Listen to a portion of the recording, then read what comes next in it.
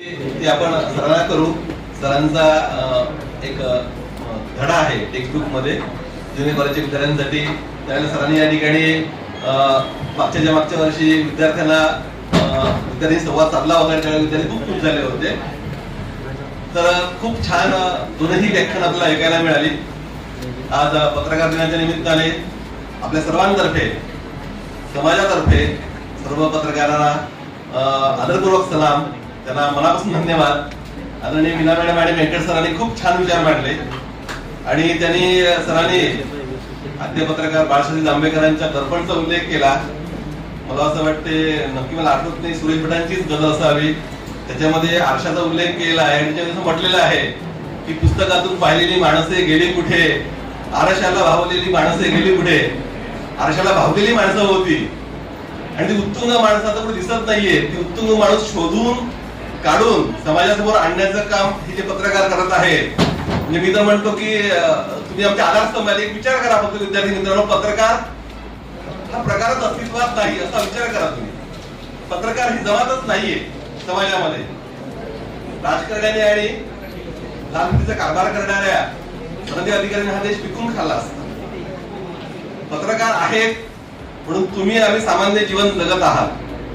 म्हणजे आज आपण अनेक प्रकारची समस्या पाहतोय, ऐकतोय, वास्तवामध्ये दिसून येतात.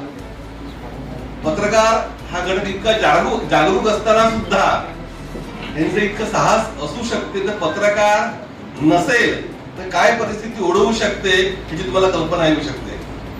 आज पालघर जिल्ह्याचा उल्लेख मीना मॅडमने केला की अनेक मोठमोठे प्रोजेक्ट येत आहेत. आनंदाची गोष्ट आहे, ठीक आहे, डेव्हलपमेंट होईल आमच्या जिल्ह्याची वेगळे वेगळे, पण ग्राउंड लेवलवरची जी रियालिटी आहे ती दूर करण्याचा प्रयत्न तुम्ही करणार आहात की नाहीये.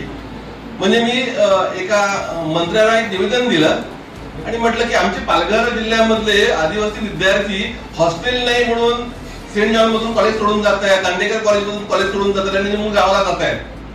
आणि तुम्ही 35 वर्षापूर्वीची 120 मुलांसाठी कपॅसिटी होती हॉस्टेलची आदिवासी मुलांसाठी आणि 120 मुलींसाठी होती.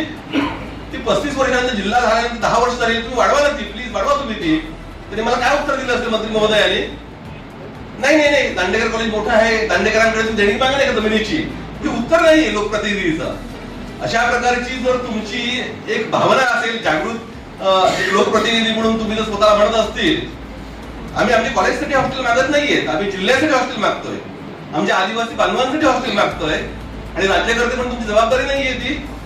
तर अशा प्रकारचे ज्वलंत प्रश्न पुढे नेण्यासाठी आणि नंतर पत्रकारांनी हा प्रश्न पालघरच्या अक्षरशः उचलून धरला आणि ते आता हॉस्टेल सँक्शन झालेलं आहे.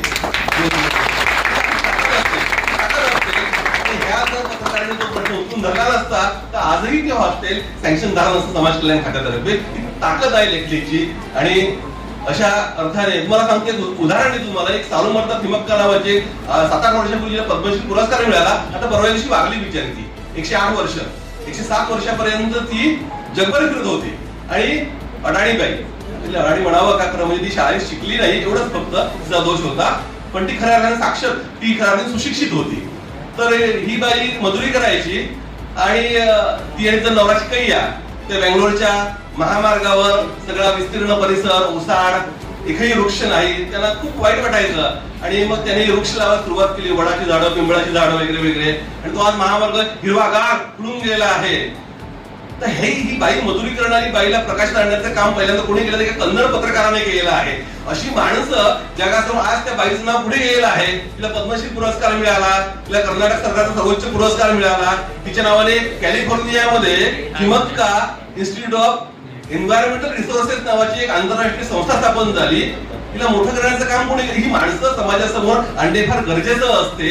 ही माणसं ज्या वेळेला समाजासमोर तुमच्या आमच्यासमोर आणली जातात त्या पत्रकारांच्या माध्यमातून, त्यावेळेला आपल्याला सुद्धा थोडीशी ऊर्जा मिळत असते. एक जबाबदार समाज घटक म्हणून आपणही काही करावं अशी इच्छा निर्माण होत असते. इतकं पत्रकाराचं महत्व आहे आणि मला असं वाटतं हे फार महत्वाचं आहे. म्हणून आजच्या दिवसाच्या निमित्ताने पत्रकारांना शुभेच्छा देणं अत्यंत गरजेचं आहे.